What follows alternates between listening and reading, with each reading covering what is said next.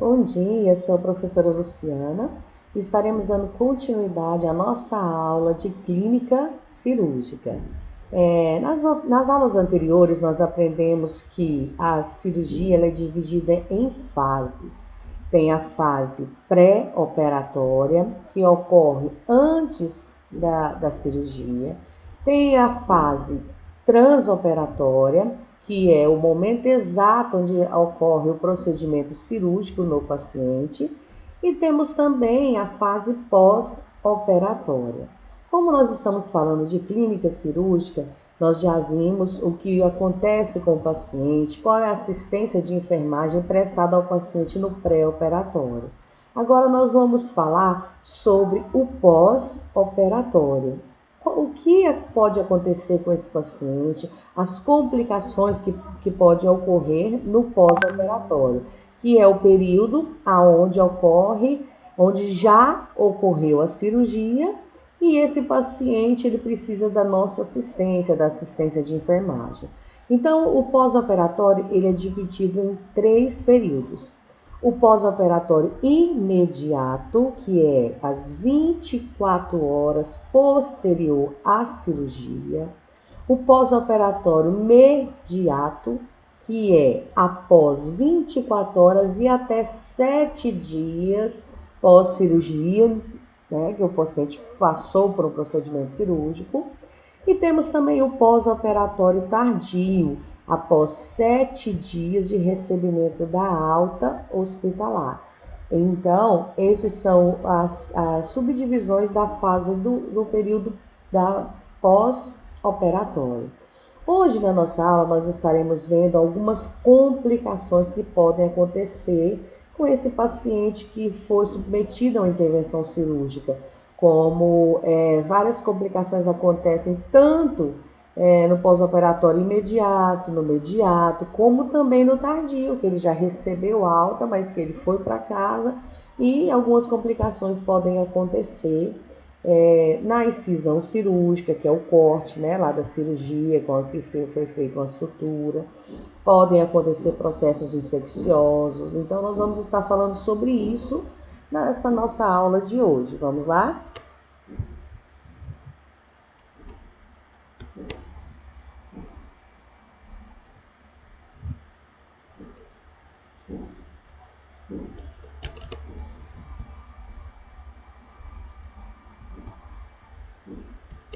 Ok.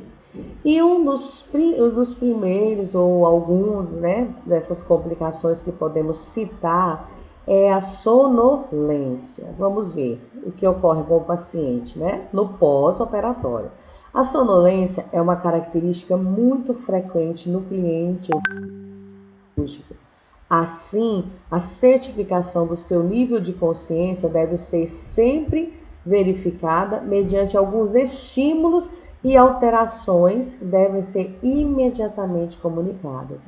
Então, quem faz essa assistência é uma equipe em conjunto, mas principalmente a equipe de enfermagem, os técnicos de enfermagem, que eles vão estar com esse paciente nesse período, nessa fase pós-operatória, principalmente quando esse paciente ele sai da sala operatória, né, do centro cirúrgico, e é encaminhado para a sala de recuperação anestésica.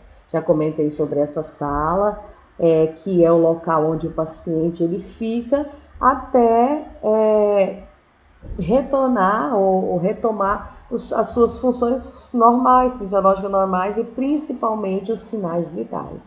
Então, pode ocorrer uma sonolência, que é uma característica muito frequente, nós vamos ver por quê, mas a enfermagem tem que estar atenta, os técnicos de enfermagem têm que estar atenta para ver se essa sonolência não faz com que o paciente ele perca o seu nível de consciência, né? Porque pode entrar em estado de coma.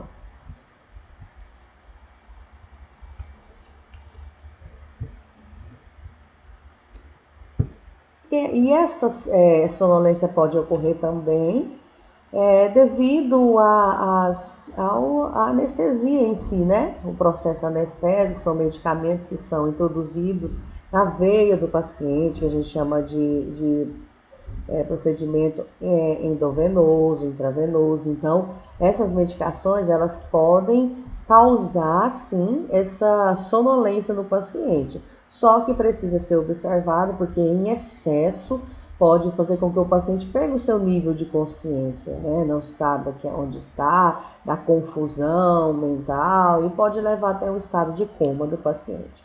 Outra complicação que nós temos é a sede.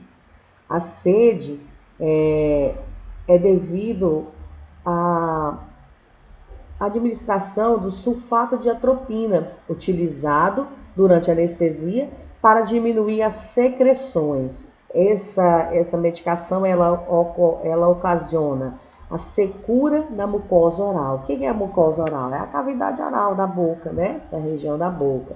Então, é devido a administração desse medicamento durante o procedimento cirúrgico, que é chamado de sulfato de atropina, que pode ocasionar secura da mucosa oral. Nesses casos, quais seriam os cuidados de enfermagem que a gente podia estar fazendo com esse paciente? Porque se ele estiver consciente, ele vai queixar, ele vai reclamar que está com bastante sede, que não está suportando, ocorre um ressecamento também da região externa dos lábios. Então, nós podemos estar fazendo o seguinte assistência de enfermagem, ou cuidado de enfermagem. Nós podemos pegar um algodão ou uma gazezinha esterilizada, colocar um pouquinho de água, molhar essa gazezinha com água e estar umedecendo os lábios do paciente, sem fazer com que ele possa ingerir, né, nenhuma quantidade de líquido, apenas para aliviar um pouco essa secura que dá devido a esse medicamento. Porque no pós-operatório imediato, de acordo com a recomendação do médico anestesista, do cirurgião, não é recomendado ainda dar nenhum líquido, a dieta não é liberada a ingestão de líquidos. Então, tudo isso nós temos que estar acompanhando pelo prontuário do paciente, que faz parte também dentro do bloco operatório, dentro da sala de recuperação pós-anestésica e dos cuidados de enfermagem. Temos que estar atento às prescrições, tanto do médico cirurgião como do anestesista, que vai estar, né, nesse prontuário do paciente, para que a gente possa realizar esses cuidados de assistência de enfermagem a esses pacientes perante essas complicações que podem surgir no pós-operatório, certo? Então, nós vimos uma das complicações, que é a sonolência. Agora vimos a sede, né? Entendemos por que esse paciente pode apresentar essas complicações. Não é incomum, pelo contrário, é bastante comum, mas existem alguns cuidados que nós temos que prestar para que não possa dar nenhuma complicação mais severa, como náusea, vômito, né, devido à ingestão de alimentos, se ainda ele está no pós-operatório dentro da sala de recuperação pós-anestésica. Então, tem um tempo determinado para estar dando ingestão de líquidos, de alimentos, conforme a prescrição médica. Lembre-se, todos os procedimentos de enfermagem nós precisamos estar atento se realmente tem a prescrição médica, escrita, assinado e carimbado pelo médico responsável por aquele paciente. Nós não podemos prestar assistência de enfermagem aleatoriamente. Precisa ter uma prescrição médica escrita, assinada e carimbada, certo? Outra complicação mais comum é a dor. A dor mais comum é aquela que ocorre na região alvo da cirurgia, ou seja, no local onde foi feita a incisão cirúrgica. O que é incisão cirúrgica? É a abertura para que esse órgão fosse operado, certo? Essa incisão ela é feita, abre, né, faz uma incisão ou abertura, realiza um procedimento cirúrgico e depois ocorre a fase de fechar essa incisão cirúrgica, que a gente chama de sutura. Então, pode ocorrer sim, principalmente nesse período pós-operatório, onde vai acabando o efeito da anestesia, o efeito anestésico, o paciente pode começar a queixar-se de dor na região onde foi operado. A qual diminui essa dor, né? Diminui gradativamente com o passar do tempo. Esta pode variar quanto à localização, essa dor, né? De acordo com a localização, onde foi realizada a cirurgia, a intensidade, né, quanto está tenso, isso quem vai estar relatando para nós da enfermagem, né, toda a equipe, será o próprio paciente, né, no caso ele já vai estar consciente, ele vai estar verbalizando. O que é verbalizando? Ele vai estar falando, então ele vai fazer as queixas dele, porque um dos sinais vitais que é avaliado pela assistência da enfermagem ao paciente é a dor. Nós temos, a gente verifica, né, afere a pressão arterial, o pulso, a respiração, a temperatura, e o quinto sinal vital é a dor. Essa dor nós avaliamos ela de acordo com a verbalização, a fala desse paciente. Ele vai nos relatar e nós vamos pedir para ele classificar de 0 a 10 qual é a intensidade da dor, né? Dessa dor que ele está sentindo, a duração, o tipo da dor. Se esse paciente não está conseguindo verbalizar, quando a gente tocar em alguma região do corpo desse paciente, a gente pode ver na expressão facial dele uma sensação, né, de dor. Então esse é o quinto sinal vital. E também é muito comum, né, porque é um procedimento cirúrgico, faz uma abertura no paciente, mexe nos órgãos internos, dependendo da região onde vai ser operado, ou, né, nos ossos. Então é comum passar o efeito anestésico e o paciente relatar episódios de dor intensos, né, que pode ir diminuindo ou, dependendo da situação, pode até aumentando a intensidade dessa dor. Cuidados de enfermagem relacionados a essa complicação que é a dor. Nós temos que ouvir a queixa do paciente, comunicar ao paciente o que está sendo feito a respeito da sua dor. Por exemplo, nós vamos passar dentro do sistema de saúde, dentro de um hospital, um atendimento ao paciente, nós temos algumas hierarquias, né? Temos os médicos, depois vem os enfermeiros, depois os técnicos de enfermagem. Em algumas regiões ainda existem os auxiliares de enfermagem. Então tem uma hierarquia para se seguir. Então o técnico de enfermagem que está do lado do leito do paciente, acompanhando ele nesse pós-operatório, tanto dentro do centro cirúrgico, como também dentro do centro cirúrgico na sala de recuperação pós-anestésica, como também nas enfermarias, quando esse paciente recebe alta do bloco operatório, né, do centro cirúrgico. Então, nós estamos ao lado desse paciente, a enfermagem, o técnico de enfermagem. Então, nós vamos ouvir a queixa desse paciente e precisamos relatar essa queixa, falar essa queixa para o nosso superior responsável, que no caso é o enfermeiro, e esse enfermeiro responsável pela equipe de enfermagem no dia do plantão, ele vai passar essas informações para o médico, o cirurgião que está acompanhando esse paciente. E aí, né, no prontuário do paciente, o médico vai prescrever todas as medicações analgésicas para retirar essa dor necessária para esse paciente, de acordo com o que nós relatamos, não apenas verbalmente, oralmente, falando, mas que nós vamos estar registrando nas anotações de enfermagem, que fica na ficha diária desse paciente, certo? Então, nós temos que anotar o horário da queixa dessa dor do paciente, assinar o nosso nome, né, do responsável e carimbar. E aí, de acordo com a prescrição médica, nós vamos administrar os analgésicos necessários. Então, existem também algumas medidas físicas para redução dessa dor, além da administração da medicação.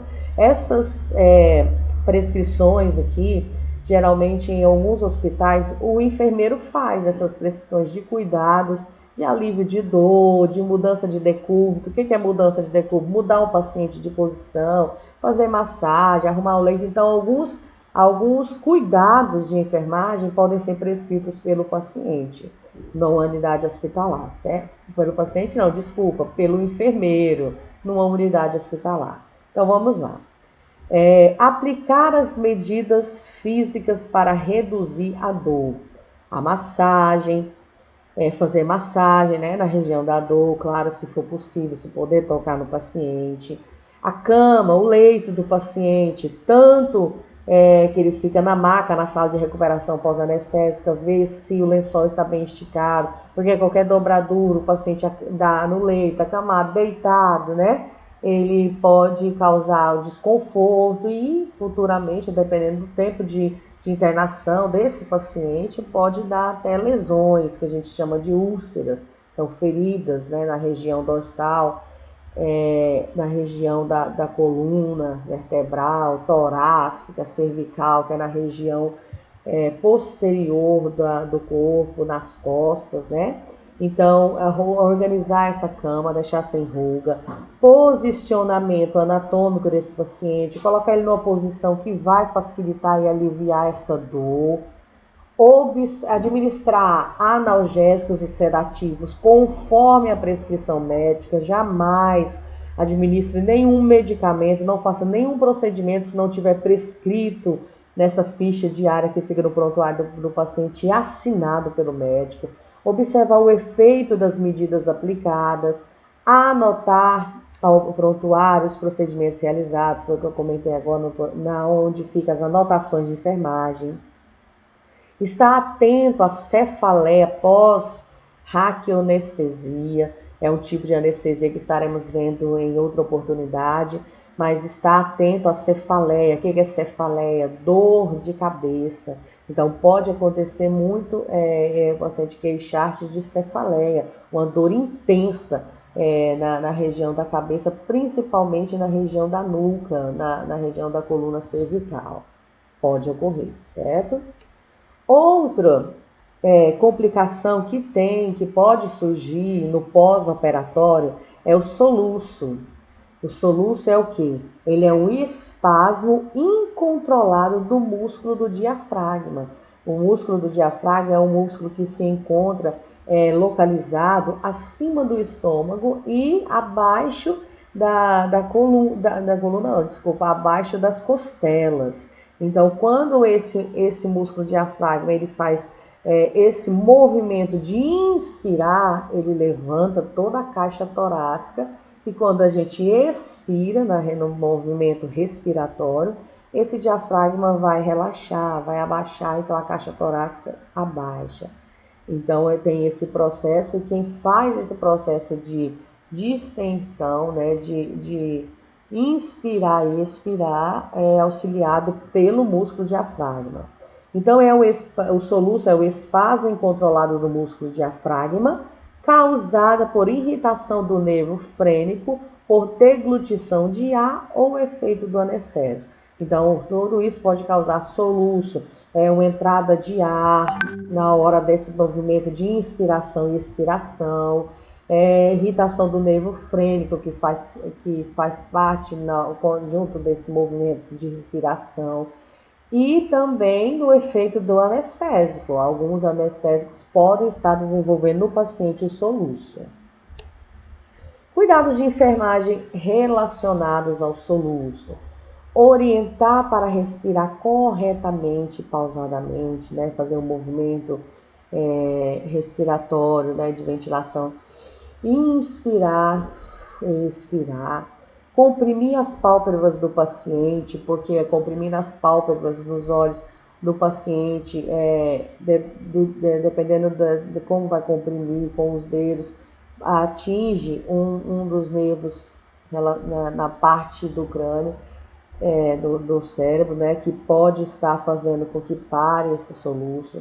Fazê-lo respirar dentro de um saco de papel ou plástico, fazendo movimento respiratório, inspirando e expirando. Eliminar as causas pela aspiração gástrica, caso necessário, o paciente não consiga, pode ter deglutido algum líquido, algum ar, a gente faz a aspiração colocando uma sondazinha, ou na cavidade oral, ou nas narinas, na abertura do nariz, coloca essa sonda, conecta, mede direitinho essa sonda até ela chegar no estômago, conecta na ponta que ficou para o lado de fora, a gente conecta uma seringa e faz a aspiração, ou usando um aspirador portátil para tirar o excesso, né, que tiver lá causando esse soluço.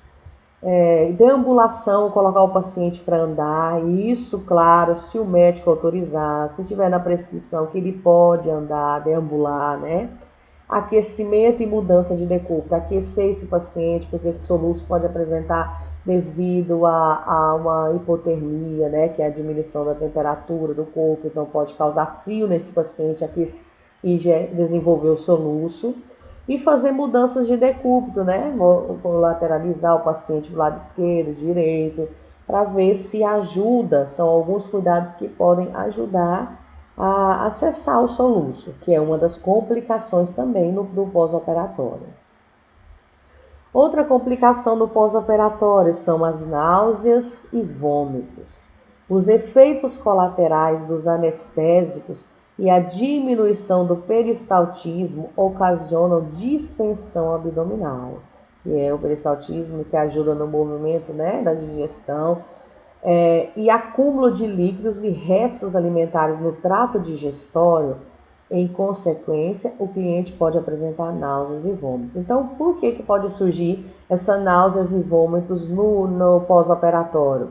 Devido a efeitos colaterais de anestésico durante, né, a cirurgia, a diminuição do peristaltismo, que vai fazer uma distensão abdominal, vai aumentar o abdômen desse paciente. Pode ser por acúmulo de líquidos ou restos de alimentos que o paciente não entrou para o centro cirúrgico, no caso, ou foi uma cirurgia de emergência, de emergência e urgência, que ele não fez, né, a limpeza para retirar todos esses líquidos, todo esse alimento, como nós vimos que ocorre toda a preparação do paciente no pré-operatório. Então pode ser que não ocorreu essa preparação. Então, consequentemente, devido a esses fatores, o paciente pode apresentar, sim, náuseas e vômitos no pós-operatório. Cuidados de enfermagem relacionados a náuseas e vômitos que esse paciente pode apresentar. Posicionar o cliente, no caso, se esse paciente estiver sem sonda nasogástrica, nasointeral, que vai passar, né, ou pela cavidade das narinas ou pela cavidade oral da boca. Então, se ele não tiver de sonda, a gente pode colocar ele em decúbito lateral, virar o paciente, claro, isso com prescrição médica, autorização do médico, ou com só a cabeça lateralizada, já que o cliente com sonda, esta deverá estar aberta. Se tiver sonda, a gente apenas lateraliza a cabeça desse paciente para que esse vômito, né, possa sair pela sonda, se ele estiver com sonda. Manter a cuba rim próxima. A cuba rim é um dos materiais, utensílios, né, que é usado muito na nossa área de enfermagem. Ela tem realmente o formato de um rim, ela geralmente é de inox, então a gente usa muito ela para fazer alguns procedimentos no paciente. Então, colocar essa cuba rim próxima do paciente, porque se vir o vômito, né, possa derramar nela. Administrar antiemético conforme prescrição médica, que são medicamentos, fármacos que vão atuar para que pare essa náusea, esse enjoo e evite o vômito. Incentivar o paciente a descansar tranquilamente, a respirar pela boca, pausadamente, para estar passando essa náusea, né, para que não venha provocar o vômito. Porque o paciente, imagina, operado, né, passou por uma intervenção cirúrgica e começar a vomitar, força muito e pode até abrir essa sutura, né, devido aos vômitos, forçando muito. Realizar a higiene oral, né, assim que o paciente vomitar, se não tiver como ele acabar vomitando, a gente faz a higiene oral para eliminar o mau hálito, o gosto ruim que fica do vômito na boca, né, para evitar que tenha outros episódios de vômitos. Lavar a face se estiver sujo, a roupa, né, trocar a roupa desse paciente e anotar no prontuário do paciente, lá nas anotações de enfermagem, que é na ficha diária que é feita para esse paciente. Na parte da frente dessa ficha tem a prescrição médica, no verso tem as anotações ou as evoluções de enfermagem. A gente vai anotar, começando pelo horário, o momento do que foi o vômito, que aspecto tinha esse vômito, tudo isso nós temos que observar do paciente, porque dependendo do aspecto, da quantidade, da cor que a gente vai estar anotado, nós vamos estar dando informações importantes para que o médico possa avaliar o que pode estar ocorrendo com esse paciente no pós-operatório, que é uma complicação, né? Então, anotar vômito, o aspecto, o momento que ocorreu, o horário, o aspecto, a quantidade, a cor, se está ou não com ataque de tosse, ou a digestão de medicamentos ou alimentos, se foi liberado, fez mal. Então, tudo isso nós temos que estar observando. Isso faz parte da assistência de enfermagem, isso faz parte do cuidado da enfermagem, do técnico de enfermagem com esse paciente no pós-operatório. Outra complicação é a retenção urinária.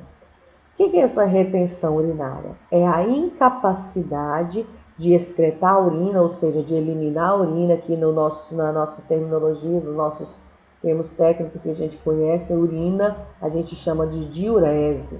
Embora a bexiga esteja cheia, 12 horas, devido ao espasmo do esfíncter vesical, que faz parte da estrutura do canal urinário, né, que localiza-se na parte externa do órgão genital feminino, que é a vagina, ou do órgão genital masculino, que é o pênis, especialmente em cirurgias pélvicas e abdominais. Então, pode ocorrer sim, nesses tipos de cirurgias, a retenção urinária.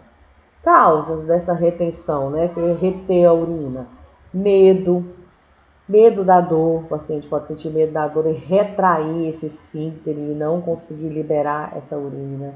Traumatismo intraoperatório, pode acontecer alguma coisa durante a cirurgia, no trato, né, no canal da uretra, no trato urinário.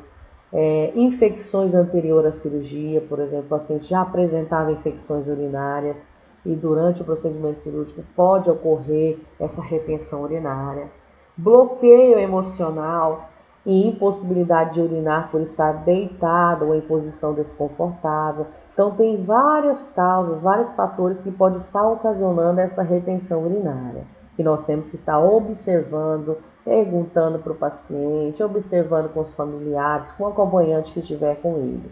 Sinais e sintomas da retenção urinária: dor intensa, porque não está conseguindo eliminar a urina, encheu a bexiga e aí não está esvaziando, dá dor em baixo ventre, globo vesical palpável muito visível, ou seja, a região onde fica a bexiga vai ficar elevada, né, como se estivesse demasiado inchada, vai ficar bem visível, e a retenção urinária, ou seja, a urina não vai sair.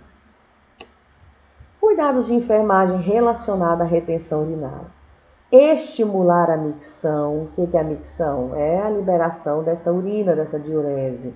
Como, por exemplo, alguns procedimentos simples que podemos estar fazendo. Abrir a torneira, deixar a água ficar derramando, né? Que consequentemente vai dar vontade de que essa urina saia. Aplicar calor suprapúbico. Se não houver incisão nessa área, então na região da bexiga, se não teve a incisão cirúrgica, a gente faz compressas mornas, né? Coloca em cima para que essa diurese saia, essa urina saia. Se sair, né? Se acontecer, fazer a eliminação da diurese, medir e anotar a quantidade dessa diurese. Se necessário, às vezes é preciso, porque com esses procedimentos simples, básicos, o paciente pode não conseguir eliminar, né, a urina. Então, às vezes é necessário fazer o cateterismo vesical. O que é o cateterismo vesical? É um procedimento invasivo que é feito pelo enfermeiro, é uma das atribuições do enfermeiro, não do técnico de enfermagem, mas qual é a participação do técnico de enfermagem no caso desse cateterismo vesical? Vocês auxiliam o enfermeiro, o técnico de enfermagem auxilia o enfermeiro e prepara todo o material necessário para ser usado nesse procedimento, né, de cateterismo vesical. Passa uma sonda no trato, na uretra, né, onde sai a urina, tanto no homem como na mulher, a gente faz esse procedimento, se necessário. E essa sonda, dependendo da causa dessa retenção urinária, o médico vai prescrever se a gente vai colocar só para o paciente eliminar essa urina, que existe a sonda vesical de alívio, só para que ele urine, né?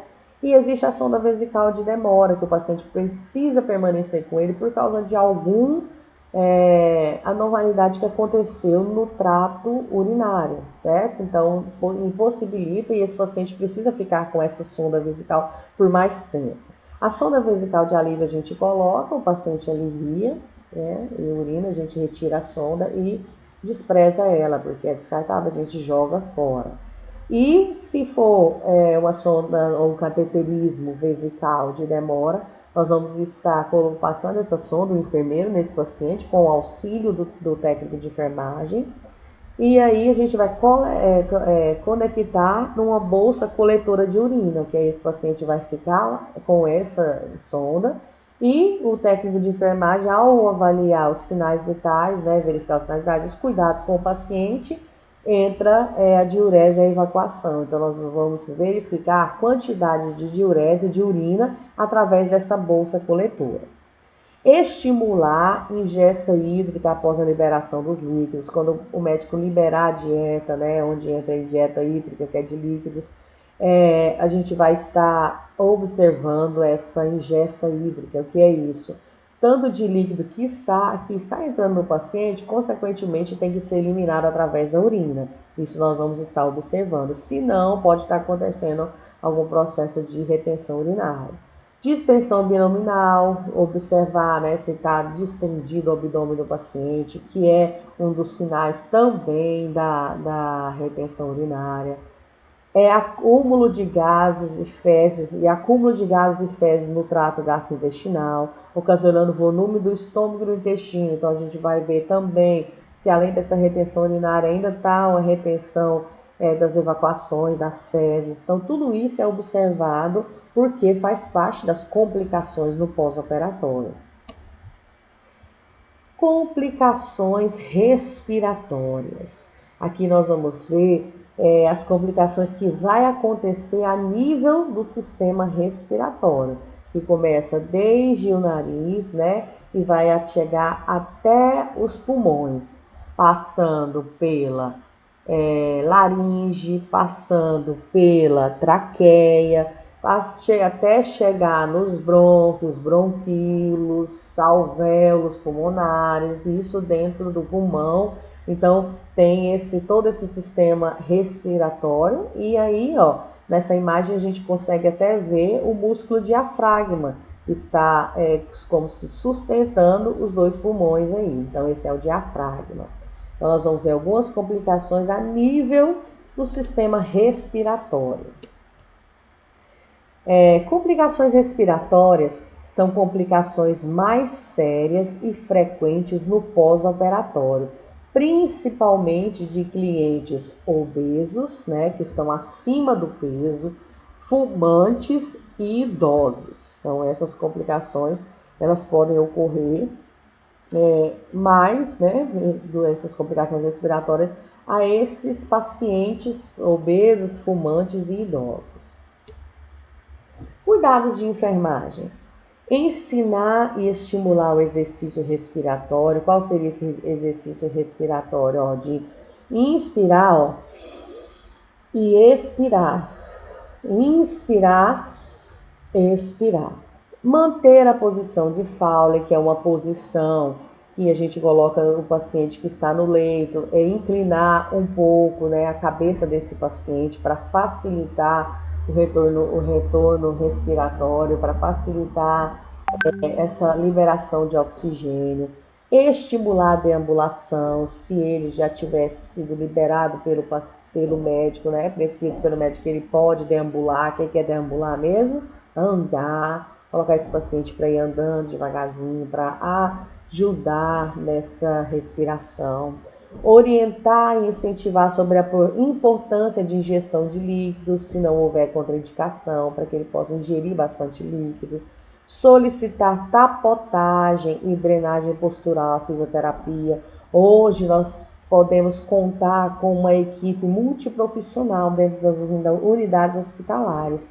Hoje nós temos a participação de nutricionistas, fisioterapeutas, até assistentes sociais, várias outras categorias que podem estar auxiliando no cuidado desse paciente e no relacionado As complicações respiratórias, nós temos a participação dos fisioterapeutas, que vai fazer a tapotagem e drenagem postural, que são alguns procedimentos realizados somente pelo fisioterapeuta para facilitar e ajudar na respiração, né? Para que não ocorra nenhuma complicação nesse sistema respiratório.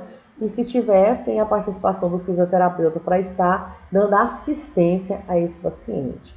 Verificar a indicação de nebulização, né, de acordo com a prescrição médica, se precisar fazer a nebulização com O2, com oxigênio, ou se preciso colocar o catéter tipo óculos, que é um catéter que é colocado na cavidade das narinas de uma e outra, e ligar ou no cilindro de oxigênio, né, na bala de oxigênio, ou nas entradas de oxigênio que deve ter nas paredes, né, tanto da sala de recuperação pós-anestésico como nas enfermarias, aspiração de secreção orofaringe na região oral, colocar uma sonda e aspirar, ou devido ao acúmulo de secreção, esse paciente não está conseguindo respirar normalmente, então deve ser feito de acordo com a prescrição médica a aspiração desse paciente, ou conectar essa sonda passando pela cavidade oral que vai descer na faringe até chegar na laringe, até chegar nos pulmões, ou dependendo desses procedimentos, pode ser feito com um aspirador portátil, ou a gente conecta uma seringa na ponta exterior dessa sonda e aspira manualmente, dependendo da quantidade de secreção. E outra complicação é a hipóxia. Hipóxia, olha aí essa mão, né? Existe a palma da mão. O que é hipóxia? A hipóxia é o baixo teor de oxigênio circulante no cérebro. Pode ocorrer devido à queda da língua, que é causado por um efeito anestésico, problema respiratório, como, por exemplo, o paciente já tinha bronquite, enfisema pulmonar, infecções e secreções traqueobrônquias e edema de glote, então são algumas complicações do sistema respiratório que pode ocasionar essa hipóxia. Olha aí. Então, existe alguns mecanismos que a gente coloca, tem essa máscara, né? Máscara de Venturi, está ligado, né? Está conectado tanto na cavidade oral como nas narinas desse paciente. Ele está recebendo oxigenoterapia, que é o tratamento através, né, do recebimento de oxigênio. Aqui nós temos um aparelhinho chamado oxímetro de pulso, que é colocado no dedo, ó. E ele aí vai nos ajudar a medir a quantidade de oxigênio circulante no organismo desse paciente, facilita a verificação da enfermagem, dos técnicos de enfermagem para relacionada ao oxigênio do paciente, então é chamado de oxímetro de pulso. E a hipóxia, ó, experiências de um técnico de enfermagem. Sinais clássicos da hipóxia, como é que a gente pode ver? O que vai apresentar? Cianose, o que é cianose? Esse ficar roxo, arroxeado, principalmente nas extremidades e periferias. Olha aí esse desenho desse bonequinho aí, ó. Tá vendo? Nas extremidades, na orelha, no nariz, nos lábios, nas pontas dos dedos, das mãos, dos pés. Hiperventilação, né? Um aumento da ventilação, causando aquele cansaço respiratório, forçando os pulmões. Confusão mental, por quê? Pela diminuição de oxigênio no cérebro.